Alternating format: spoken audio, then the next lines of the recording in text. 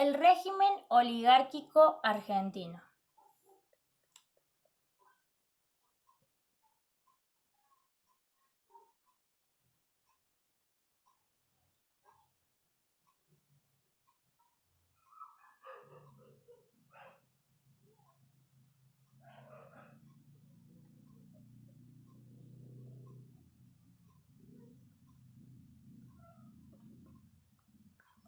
Este periodo se desarrolló entre 1880 y 1916 en Argentina.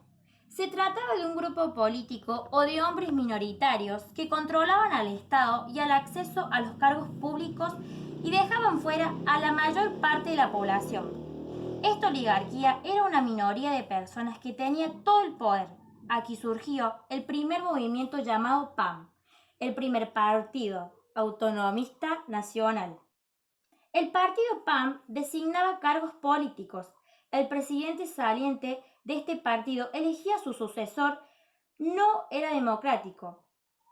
Cuando surgía alguna oposición en las provincias del interior, el movimiento federal apelaba a la intervención para imponer su autoridad y su decisión. Los sectores oligárquicos organizaron un sistema de práctica del fraude electoral.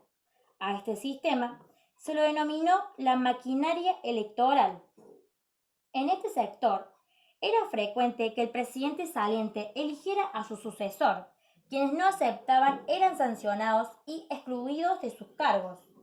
Los sectores eran actos formales que servían para legitimar acuerdos entre los notables.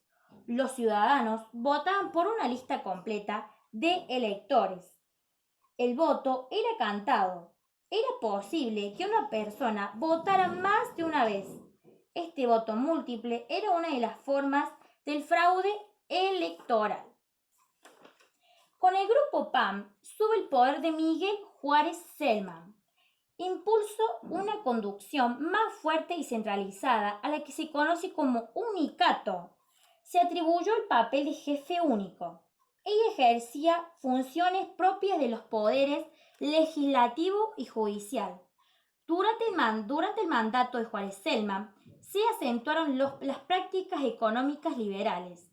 El Estado puso en venta las empresas del servicio como los ferrocarriles y las obras sanitarias, que pasaron a manos del capital extranjero. El gobierno no pudo hacer frente a los pagos de la deuda externa. En 1890 se generalizó una crisis que afectó el crecimiento económico y la capacidad de consumo. El sistema bancario se declaró en bancarrota.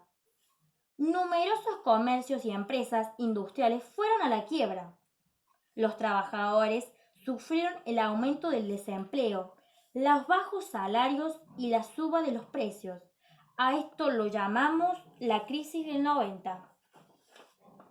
Algunos integrantes de la clase dirigente y las nuevas clases sociales manifestaron su disconformidad con el sistema político oligárquico. Esta oposición se expresó con la constitución de nuevos partidos políticos, como la Unión Cívica Radical y el Partido Socialista en el año 1914.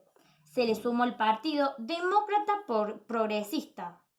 La Unión Cívica se dividió en dos partidos: los anticuerdistas, los que no estaban en contra, formaron la UCR, la Unión Cívica Radical, y los cuerdistas formaron la UCN, la Unión Cívica Nacional.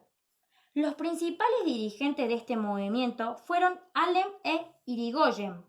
Los radicales criticaban la concentración del poder en la figura del presidente, el fraude electoral y el control que ejercía el gobierno nacional sobre los gobernadores.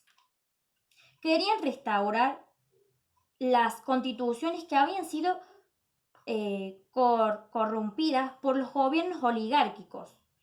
En el año 1912 se sanciona la ley 8.871, conocida como Ley Sáenz-Peña, que estableció el voto universal, secreto y obligatorio. El sufragio universal se refería a la participación de los varones mayores de 18 años.